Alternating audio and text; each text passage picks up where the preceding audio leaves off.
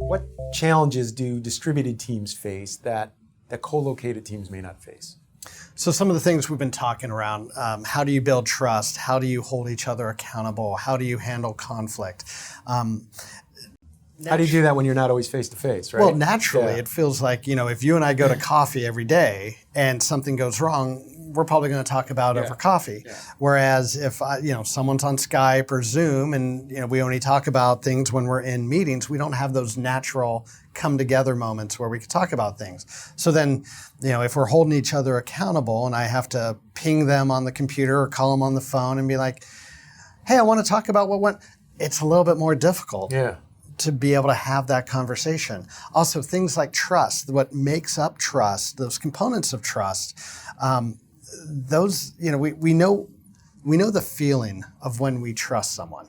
And a lot of times that's developed not only when we're working together, but when we're going to coffee together, when we're walking the hallways, when we walk into each other's workspaces and we see pictures of family and have little conversations there. If you only know someone from those interactions and those meetings, you're not going to get that knowledge. You're not going to be able to build up that same rapport. So I think what's really important, and if it's a team where most people are in one location and one or two people are distributed, I think it's a little bit more the onus is on those individuals to make up for the distance.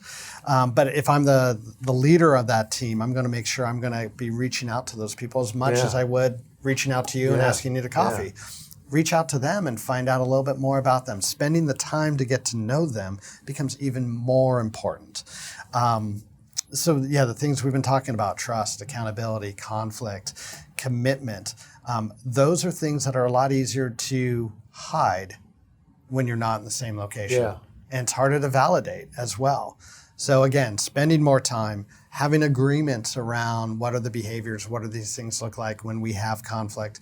And then also we know, there's plenty of times when we're on the phone or using web conference tools, when something happens in the room, everyone in the room understands it, but the people outside do not. So if you're the facilitator of those meetings and those conversations, making sure that everyone on the line knows what's going on in the room is really important. Jokes are really, I think, a good example of this. Someone might say something under their breath in the room and people in the room laugh about it, but the people on the phone nobody else can hear it. All they hear is laughter and it sounds really bad on the phone.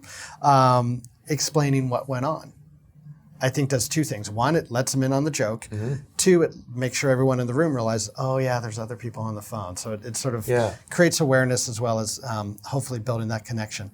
I think there's also, as the facilitator for those meetings, when you hear someone who's driving, when you hear that noise in the background, when you have multiple conversations going on, enforcing those rules, those meeting guidelines that you've established early on, so it's a better experience for those other people, becomes really important that you're looking out for their interests as well as those.